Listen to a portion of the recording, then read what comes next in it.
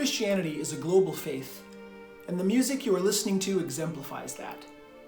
Like many great hymns, Let All Mortal Flesh Keep Silence has roots in more than one place and time, blending elements from across cultures and centuries.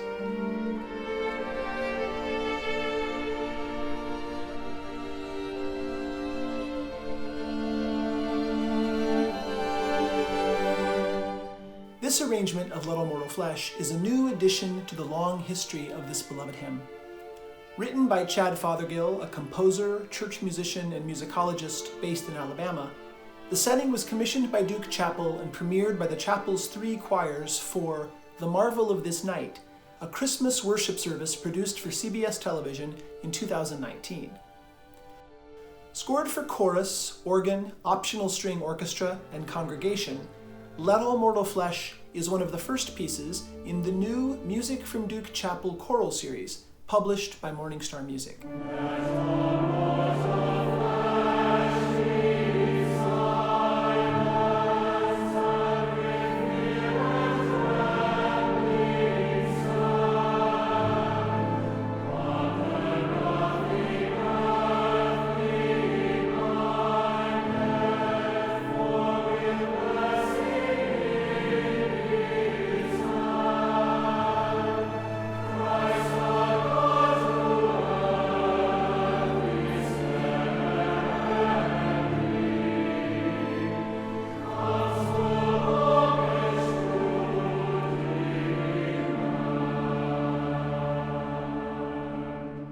Notice the evocative treatment of the second stanza, whose rich imagery ties together allusions to the Christmas story, the Last Supper, and Christ's promised return.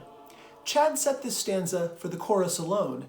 He varies the speed and the volume of successive phrases, drawing particular attention to the words, "in the body and the blood," and the promise that follows, that Christ gives to all the faithful his own self for heavenly food.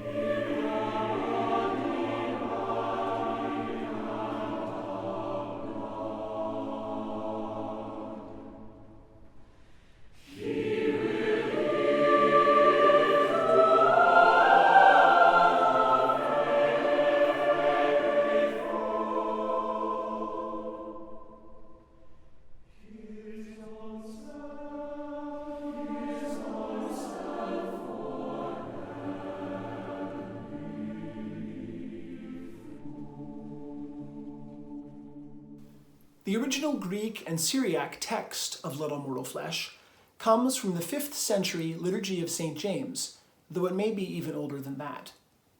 In that liturgy, it functions as a cherubic hymn, a hymn accompanying the great entrance in which bread and wine are carried in procession to the altar for the Eucharist.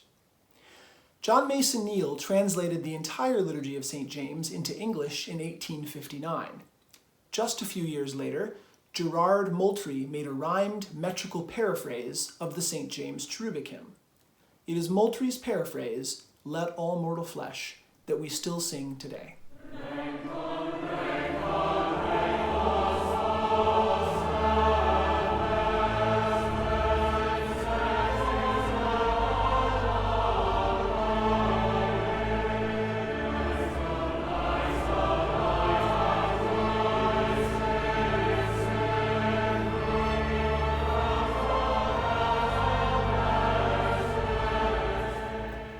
The tune Picardy is a French folk melody, possibly from the 17th century, first published in 1860 in a Parisian book of popular chansons from various provinces.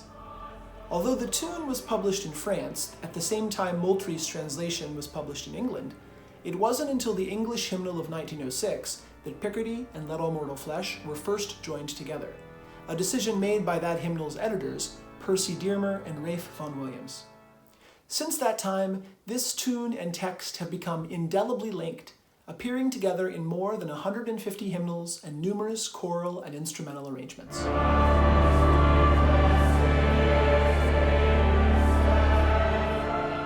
In this quarantined Easter season, we celebrate the resurrection even though we cannot gather together around the communion table. Nevertheless, hymns like Let All Mortal Flesh remind us that our praises are eternally joined with those of the angel hosts and the Church in every time and every place, as together we cry out, Alleluia, to the Lord Most High.